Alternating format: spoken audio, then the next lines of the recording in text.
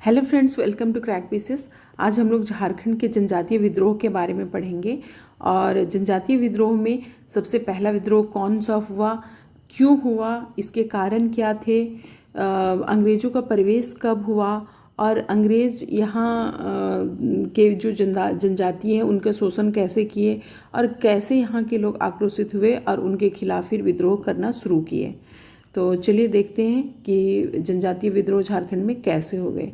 तो जनजातीय विद्रोह देखने से पहले हम लोग थोड़ा सा देखते हैं कि इसकी पृष्ठभूमि क्या थी और क्यों यहाँ के लोग शोषित हुए और कैसे वो जागरूक हुए और उनके खिलाफ फिर विद्रोह करना शुरू किए और कौन कौन सा विद्रोह हुआ, कब हुआ, किस क्षेत्र में हुआ। फ्रेंड्स, झारखंड में जनजातीय विद्रोह को पढ़ने से पहले हम लोग थोड़ा उसके पृष्ठभूमि के देखते हैं कि झारखंड में अंग्रेज़ों का प्रवेश कहाँ से हुआ, किस क्षेत्र से हुआ और इनका क्या योगदान रहा कि जनजातियों को भड़काने में, उनके शोषण करने में। फ्रेंड्स, झारखंड में जो अंग्रेज थे वो उनका प्रवेश माना जाता है कि 1767 ईस्वी में हुआ था। 1767 ईस्वी में सिंहभूम क्षेत्र से। कहाँ से? सिंहभूम क्षेत्र से। ठीक है। 1767 ईस्वी में जनजातियों का सिंहभूम क्षेत्र में प्रवेश हुआ और ये कोल्हान के क्षेत्र में के तरफ, मतलब कि उधर से झारखंड में अंग्रेज प्रवेश हुए। और उस टाइम जो था कि 1767 का टाइम जो था, उस टाइम जो कोल्हान का क्षेत्र था उसमें कई राजाओं का उसमें शासन था। कई जनजातियों के अलग अलग राजा थे, जैसे हो शासक अलग थे, पोरहाट क्षेत्र में सिंह शासक शासन कर रहे थे और ढालभूम के क्षेत्र में ढाल शासकों का शासन था। तो अंग्रेजों ने क्या किया कि जब 1765 ईस्वी में इलाहाबाद की संधि हुई, फ्रेंड्स, इलाहाबाद की संधि, ये तो इसके तो अलग ही क्लास होना चाहिए या फिर ये अलग चैप्टर है एक हिस्ट्री का, लेकिन इसमें थोड़ा सा इसमें जान लेते हैं कि आखिर इलाहाबाद की संधि में क्या था। तो 1757 में आपको सभी को पता होगा कि 1757 में पलासी का युद्ध हुआ था। ठीक है। और 1765 में बक्सर का युद्ध लड़ा गया था। तो बक्सर का युद्ध में क्या हुआ था कि बक्सर के युद्ध में जो बक्सर के युद्ध में क्या हुआ था, बंगाल, बिहार और उड़ीसा, ये तीनों रियासतों, ये तीनों का दे दिया गया था दीवानी। किसको? अंग्रेजों को दे दिया गया था। उससे पहले अंग्रेज क्या थे कि कलकत्ता तक ही सीमित थे।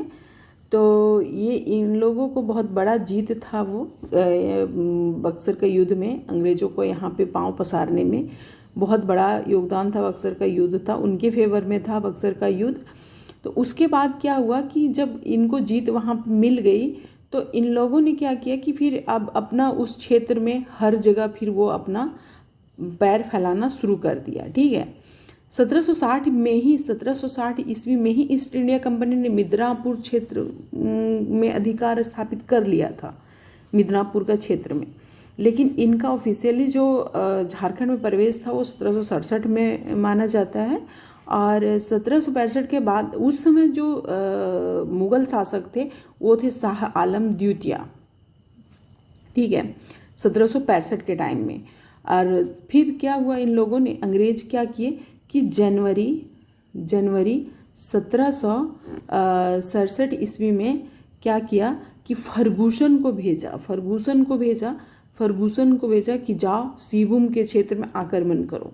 ठीक है, सिंहभूम के क्षेत्र में आक्रमण करो।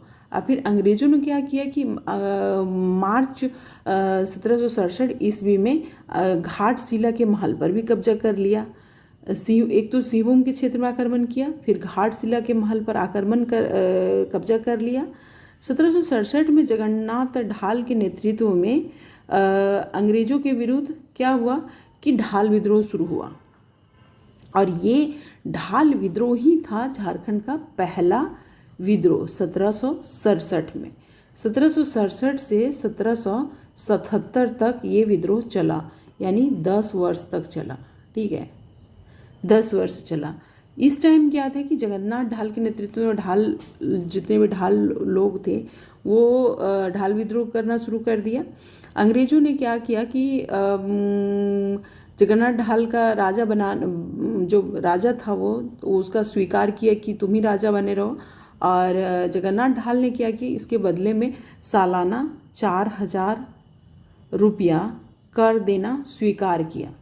ठीक है, उसके बाद फिर क्या हुआ कि 1768 में ढालभूमि क्षेत्र में गड़बड़ी फैलने लगी, जिसे रोकने के लिए अंग्रेजों ने क्या किया कि लेफ्टिनेंट रुक को भेजा, रुक को कि रुक तो जा ढालभूमि के क्षेत्र में और जगन्नाथ ढाल को पकड़ के ले आओ। लेकिन जगन्नाथ ढाल को पकड़ने में असफल रहा, किसने? लेफ्टिनेंट रुक ने। फिर क्या हुआ कि वो जगन्नाथ ढाल के जगह नीमू ढाल, यानी जो जगन्नाथ ढाल का भाई था नीमू ढाल को ही पकड़ करके अंग्रेज ले गए। और अंग्रेजों ने क्या किया कि नीमू ढाल को ढालभूमि क्षेत्र का राजा घोषित कर दिया। ठीक है, लेकिन जो जगन्नाथ ढाल था वो हार नहीं माने और ये अपना संघर्ष जारी रखा। फिर 1777 ईस्वी में क्या हुआ कि अंग्रेजों ने नीमू ढाल के जगह जगन्नाथ ढाल को राजा बनना ये पुनः राजा बनाना स्वीकार किया।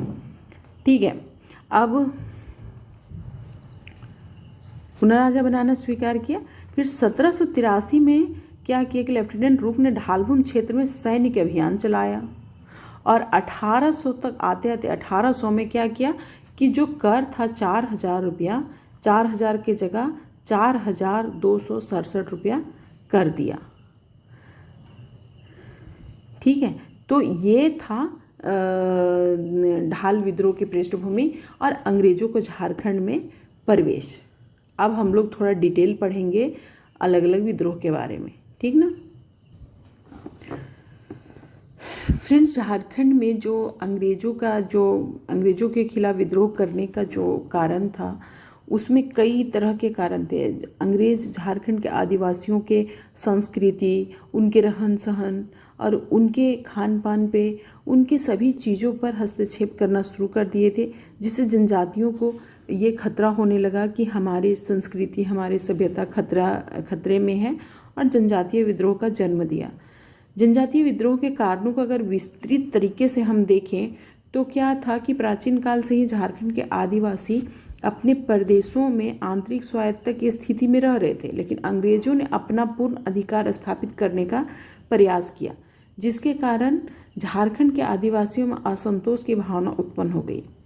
अंग्रेजों ने आदिवासियों के प्रदेश में अधिकार कर लिया और जैसे इस क्षेत्र में क्या था कि ब्रिटिश शासन की स्थापना करने के लिए अनेक अधिकारियों को भेजने लगे, पुलिस और अन्य अधिकारियों की नियुक्ति करने लगे, जिससे गैर झारखंडी थे, और इन अधिकारियों ने भोले भाले आदिवासियों पर शासन करना शुरू कर दिया।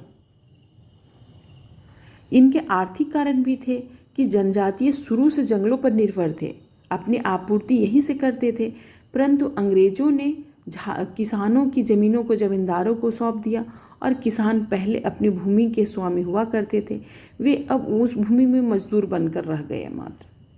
अंग्रेजों ने अपना राजस्व बढ़ाने के लिए कार्नवालिस के काल में अस्थायी बंदोबस्त कर दिया था, जिसके अनुसार जमींदारों को भूमि का स्वामी मानकर सभी अधिकार जमींदारों को दे दिया गया था। पहले वे केवल लगान वसूला करते थे, लेकिन अब वे जमीन को बेच भी सकते थे। जमींदार वसूल किए गए लगान का 10/11वां भाग अंग्रेज को देते थे और 1/11 भाग अपने पास रख लेते थे। समय पर लगान न मिलने पर जमींदार किसानों की ज़मीनों को बेच दिया करते थे, जिससे किसान भूमिहीन होने लगे। इन्हीं सभी कारणों से किसान आदिवासियों में असंतोष की भावना उत्पन्न हो गई और वे विद्रोह करने पर उतारू हो गए। फ्रेंड्स, इनके धार्मिक कारण भी थे। इनके धार्मिक कारण ये थे कि झारखंड में अंग्रेजों के प्रवेश के साथ ही ईसाई धर्म का प्रचार प्रसार भी शुरू हो गया था। ईसाई धर्म के प्रचार प्रसार आदिवासियों को अनेक प्रकार के लाभ दिखा रहा था या फिर जनजातीय संस्कृति पर प्रहार करके अपना धर्म बदलने के लिए विवश करने लगे थे, जिसके परिणाम स्वरूप आदिवासियों को अपना धर्म संकट में लगने लगा। उनमें आदिवासियों में विद्रोह की भावना जगने लगी। ठीक है, तो ये था झारखंड में आदिवासी ये जनजातीय विद्रोह के कारण, और इसके धार्मिक कारण भी थे, इनके सामाजिक कारण भी थे, इनके आर्थिक कारण भी थे। तो कई कारण मिल करके झारखंड में जनजातियों के मन में विद्रोह की भावना पैदा की थी।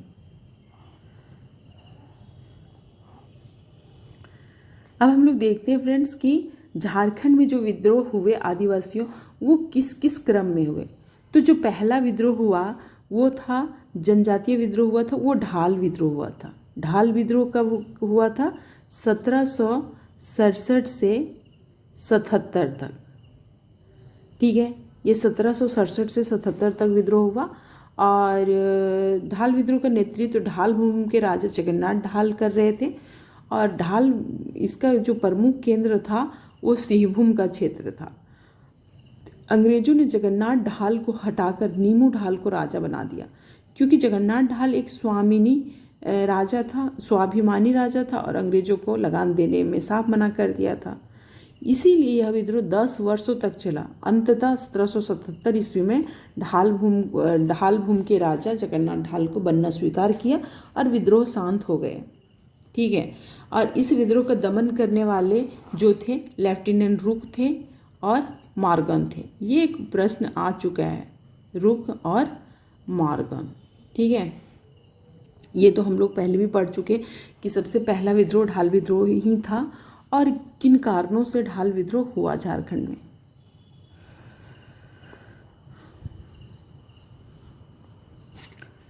फ्रेंड्स, दूसरा जो विद्रोह हुआ था वो था चुआर विद्रोह। चुआर विद्रोह, इसी विद्रोह को भूमिज विद्रोह भी कहा जाता है, भूमिज विद्रोह। और इसी विद्रोह को गंगा नारायण का हंगामा भी कहा जाता है, भूमिज विद्रोह को। ठीक है, तो ये विद्रोह क्या था कि ये विद्रोह जब हुआ तो 1769 ईस्वी में ये विद्रोह हुआ। 69 से 1805 तक ये विद्रोह चला था, 1805 तक। ठीक है, अंग्रेज भूमिजों को चुआर कहते थे, इस कारण इस विद्रोह को चुआर विद्रोह के नाम से भी जाना जाता है। जमींदारों के यहाँ सिपाही का काम करने वाले को पाइका कहा जाता था और उन्हें वेतन के रूप में जमीन दी जाती थी, जिन्हें पाइकन्स जमीन कहा जाता था। अंग्रेज शासकों ने चुआरों से उनकी पुश्तैनी जमीन छीन लिया, जिसके कारण चुआरों में अंग्रेज शासन के विरोध आक्रोश फैल गया था। चुआरों ने रघुनाथ महतो, श्याम गंजम, सुबल राय, जगन्नाथ पातर के नेतृत्व में ये अंग्रेजों के विरुद्ध आंदोलन छेड़ दिया। यह विद्रोह 1769 से 1805 तक चला। अंग्रेज अफसर नन और फोर्बेस इसका दमन किए थे। तो ये था चुआर विद्रोह। अगला विद्रोह जो था वो था चेरो विद्रोह।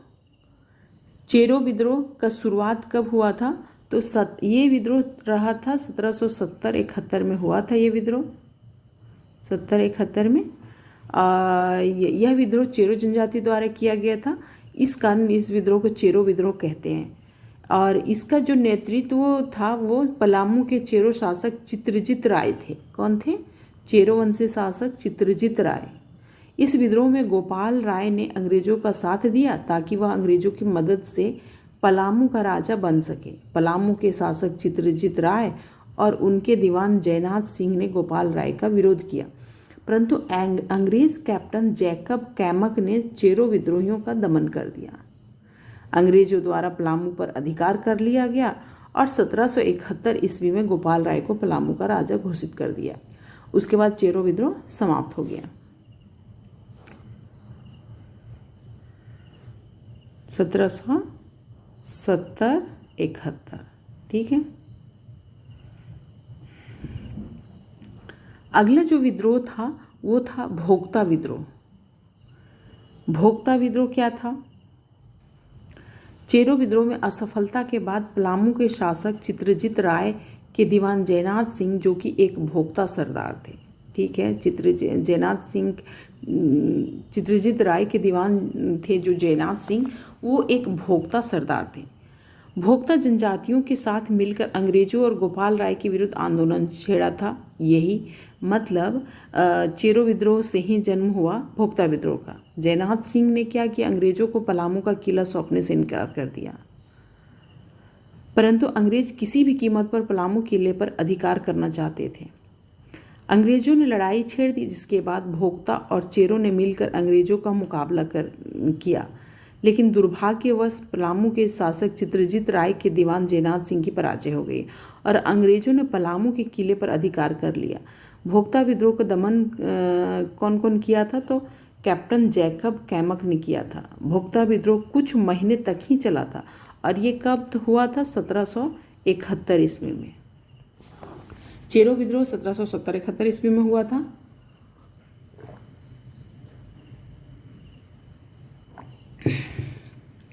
तो उसी से जन्म हुआ था भोक्ता विद्रोह का। तो भोक्ता विद्रोह कब हुआ, 1771 ईस्वी में। और ये इन लोगों ने, कैप्टन जैकब कैमक ने इसका दमन कर दिया। लड़ाई से हारने के बाद जगन्नाथ सिंह पलामू छोड़कर सरगुजा भाग गए, लड़ाई खत्म हो गई। अगला विद्रोह था घटवाल विद्रोह। कौन सा विद्रोह था, घटवाल विद्रोह। यह विद्रोह 1772-73 में हुआ, ठीक है। इस विद्रोह का क्षेत्र कौन कौन सा था, हजारीबाग, रामगढ़ तक फैला था। इस विद्रोह का जो मुख्य कारण था वो अंग्रेजों द्वारा रामगढ़ के राजा मुकुंद सिंह से दुर्व्यवहार के विरोध में था।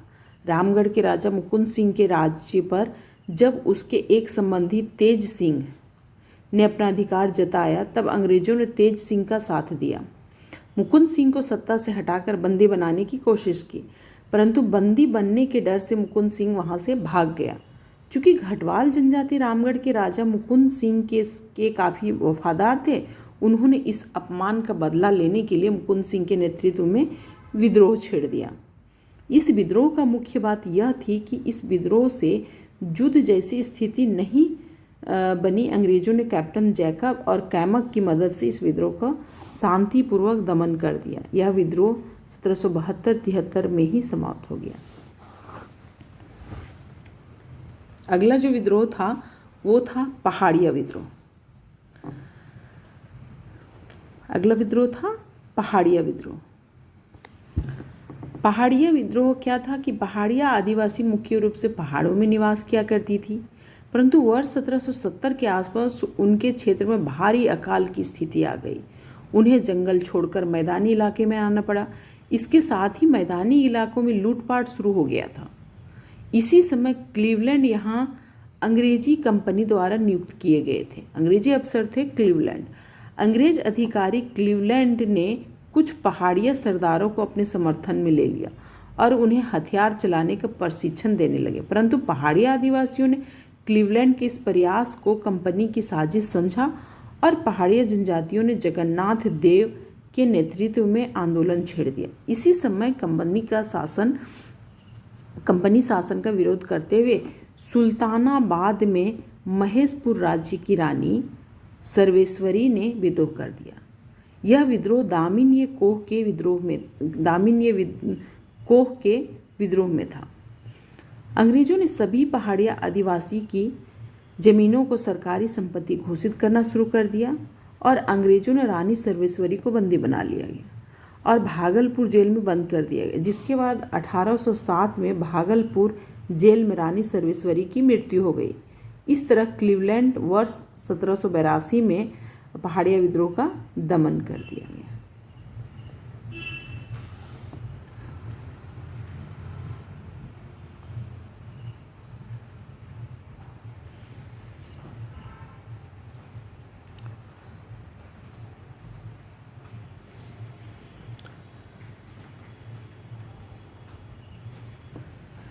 फ्रेंड्स, आज के लिए बस इतना ही। हम लोग अगले क्लास में नेक्स्ट वीडियो में हम लोग बाकी के विद्रोह करेंगे। एक दिन के लिए बस इतना ही।